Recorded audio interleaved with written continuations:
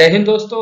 मैं विकास भारद्वाज एक बार फिर आप सभी का मेरे इस वीडियो में स्वागत करता हूं। आरपीएफ रूल 72 एएसआई 2023 का एग्जाम हो चुका है और इस एग्जाम के होते ही सभी लोगों में सबसे बड़ी चीज कट ऑफ को लेकर के चर्चा चल रही है कि कितना कट ऑफ जाएगा, क्या होगा, कैसे होगा। इन सब चीजों पर आज का ये वीडियो लेकर के आया हूँ। वीडियो अंत तक देखिएगा, आपको सारी चीजें समझ में आ जाएंगी कि किस प्रकार से कट ऑफ निर्धारित हो सकता है। ये एक टेंटेटिव कट ऑफ है क्योंकि अभी तक फाइनल क्वेश्चंस नहीं मिले हैं। स्मृति आधारित क्वेश्चनों पर ही इसको डिसीजन लिया गया है। साथ ही साथ जब आप लोगों को क्वेश्चन आंसर मिल जाएगा, उसके बाद जो फाइनल कट ऑफ है उसको में हम लोग फिर एक बार चर्चा करेंगे। लेकिन अभी आपके दिमाग में एक कौतूहल होगा, एक उधेड़बुन होगा कि हमारा सिलेक्शन होगा, नहीं होगा, क्या करें, कैसे करें। इन सब चीजों के लिए मैं आपको बता दे रहा हूँ कि आपने एग्जाम दे दिया है। जितने भी सवाल आपके सही हुए, गलत हुए, कोई मायने नहीं रखता है जब तक कि रिजल्ट नहीं आ जाता है। तो जब तक रिजल्ट नहीं आ जाता है तब तक आप अपने आप को सेलेक्ट ही माने। रिजल्ट आ जाने के बाद अगर आपका सिलेक्शन हो जाता है तो बहुत खुशी की बात है, और अगर नहीं होता है तो अपने कमियों और अपनी गलतियों पर आकलन जरूर करिएगा कि कहाँ पर चूक हो गई। वैसे क्वेश्चन पेपर पे हम अगर आए तो अभी तक जितने लोगों का फीडबैक आया है उस फीडबैक के अनुसार क्वेश्चन पेपर को हमने इजी, मॉडरेट और हार्ड इन तीनों प्रकार के सवालों का सम्मिश्रण देखा है। आप लोग भले ही कह रहे हैं कि क्वेश्चन का लेवल बहुत ही लो था, बहुत लोगों ने फोन करके कहा, लेकिन अगर मैं उस क्वेश्चन को ध्यान से देखता हूं तो क्वेश्चंस बड़े ही आसान थे, लेकिन उसमें दिए गए ऑप्शन इजी, मॉडरेट और मॉडरेट से ऊपर आते हैं। मतलब कि इस बार एग्जामिनर ने आपके दिमाग के साथ फिर खेल किया। आपको सवाल तो बड़े आसान दिए, लेकिन उसमें दिए गए विकल्प काफी चूजी थे, जिसको कि चुनना थोड़ा संयम रखना था। जिन लोगों ने संयम नहीं रखा उन लोगों के उत्तर गलत भी हुए हैं। जैसे मैं ऑन एन एवरेज कहूं, अभी तक 1000 लोगों के सर्वे के अनुसार किन्हीं भी लोगों का किन्हीं भी लोगों का जिन्होंने जितने भी सवाल अटेम्प्ट किए, चाहे उन्होंने 60 बनाए हों या उन्होंने 80 बनाए हों, जितने भी सवाल अटेम्प्ट किए हैं, मिनिमम 8 to 10% उनके सवाल गलत हुए हैं। मैक्सिमम लोगों का, कुछ लोगों को छोड़ करके, कुछ लोग तो 80 में 80 बनाए हैं, उनका एक सवाल गलत है, ऐसे भी लोग मेरे पास मिले हैं।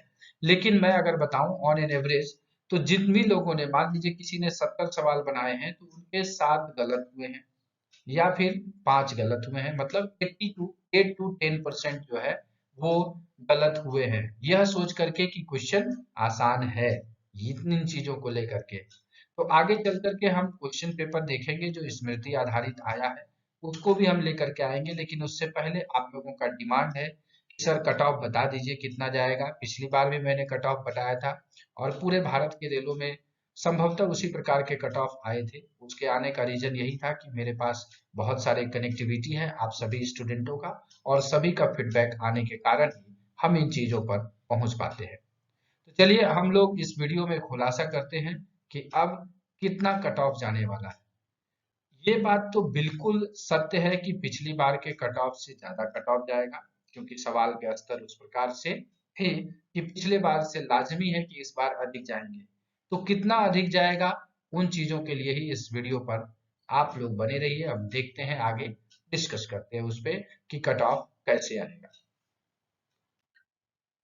जो कट ऑफ है, इस कट ऑफ को हमने दो कैटेगरी में बांट दिया है। जैसे जिन रेलों में 25 से कम सीटें हैं और कुछ रेलों में 25 से ज्यादा सीटें, इसे दो भागों में बांट करके हमने लिया है।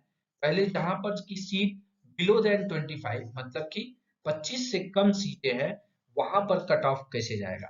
तो इसका कट ऑफ का निर्धारण होगा कि कैटेगरी वाइज, एक जनरल और एक कैटेगरी में, इस तरीके से हमने निर्धारित किया है। तो जहां कहीं पर भी सीट 25 से कम है, वहां जनरल का जो कट ऑफ जा सकता है वो है 67 प्लस माइनस 2। ये जनरल का कट ऑफ जा सकता है, मतलब या तो 65 हो सकता है या 69 हो सकता है।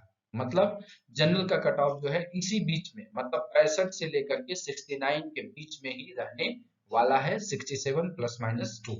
वहीं कैटेगरी में जो है उनका कट ऑफ हाई रहने वाला है, उनका 68 प्लस माइनस 2, मतलब या तो 66 मिनिमम और मैक्सिमम 70 तक यह जा सकता है। तो ये हो गया उन्हीं रेलों का जहां पर की सीट जो है बिलो 25 है, मतलब 25 से नीचे की सीटें हैं। अब हम आते हैं उन रेलों पर जहां पर की सीट जो है जो 25 से ज्यादा है, वैसी सीटें जहां पर की 25 से सीटें ज्यादा है, उन चीजों को देख लेते हैं कि वहां पर जो है किस प्रकार से हो सकता है कट ऑफ। उस कट ऑफ को हम लोग यहाँ पर चर्चा कर लेते हैं।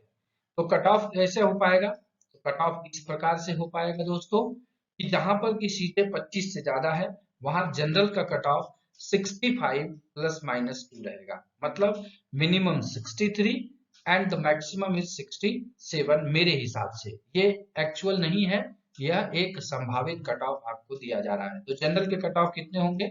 65 प्लस माइनस 2।